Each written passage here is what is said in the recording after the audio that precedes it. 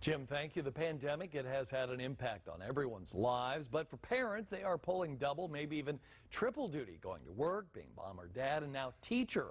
Doctors have stressed the importance of hand washing and social distancing to stay healthy, but staying mentally tough is just as important. For tips on how to manage all of that, joining me now live this morning is mental toughness expert and Marine Eric Rittmeyer. Eric, thanks for being here this morning. Scott, great to see you again. Thanks for having me back, buddy. No problem. Good to see you. You sent us several tips. And the first one you say is drop the guilt. Now, what does that mean? Yeah, as parents, it's innately what we want to do is we want to take away our kids' pain, regardless of what it is. It could be a sickness. It could be something else that's going on. In this case, we take on the guilt of our children. We feel bad for them because they can't be around their friends, because they can't go to parties. So we have to be careful not to take that on too much and understand that kids have to go through these difficult times. They're building life skills right now that's going to make them more resilient. So we have to be careful not to be too guilty for their behalf.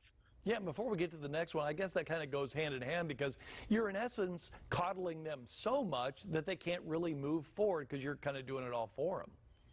Exactly right. We have to teach them lifelong skills, which as bad as it is right now, this is teaching them coping mechanisms and how to deal with adversity. This is life 101 stuff. What about this one? Do not make assumptions about your kids. What does that mean?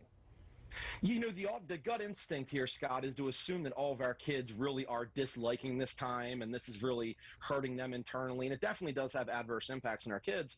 But we shouldn't assume. Some kids actually, I've heard lots of stories about kids who actually enjoy this time. Maybe kids who were having a difficult time in school, they might have been bullied, or maybe just kids that felt detached from their parents. This is a positive for them. So we shouldn't assume that every child is disliking this. I didn't even think about that one. Very good point.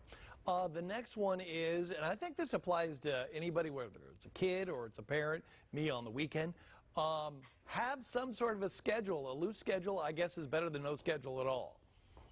Yeah, it doesn't have to be like a free-for-all. You know, I mean, it's like me with my diet. It's like either I'm eating right or I'm totally off the wagon. Like there's somewhere in between.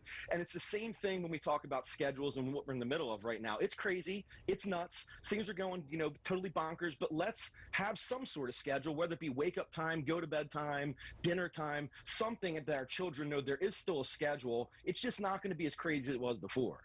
You mentioned diet. I had a quarter of a cake this weekend. Is that okay? Eric, I'm asking for your permission. You better step up your game, Scott. I whacked a half, so that was before dinner. Well, winner, chicken dinner. All right, so many parents are doing this. They're not alone, which brings us to another tip. It is leverage your parenting network. What's that? Yeah, you know, we're all going through this, right? You know, so everybody's kind of going through these same issues. As parents, what we need to do is look through our friends who have kids and use that as some leverage. So maybe we have like a date night. And what we also have to be careful of is for moms and dads especially, they have to stay on top of their game. They have to be mentally healthy. So if they're not in a good mental place, it's going to be hard for them to help with their kids. Leverage your network. Maybe reach out to friends who have kids and say, hey, let's swap off a couple nights. You know, you take the kids one night so me and my wife can go out, and then we'll swap up next week so you guys can. So leverage your network of people that are going through the same thing you're going through. That's an awesome idea. All right, for more of your awesome ideas, do you have a website people can go to? I do, Scott. Thank you. It's mentaltoughness.speaker.com. It's great seeing you. Thank you so much. You too. I've interviewed, by the way, everybody out there, Eric Rittmeyer many a times. Excellent advice and just an all-around nice guy. I'm not sure if he's still hearing that. You still hearing that, Eric? Thank you so much. That's it. He did hear it, Jim. You're wrong. All right, for more information on all of this, you can go to fox59.com. Charlene, over to you. Yeah, actually, it's to both of us because we're going to talk about a new place allowing graffiti artists to express themselves without getting into trouble. All right, there's a new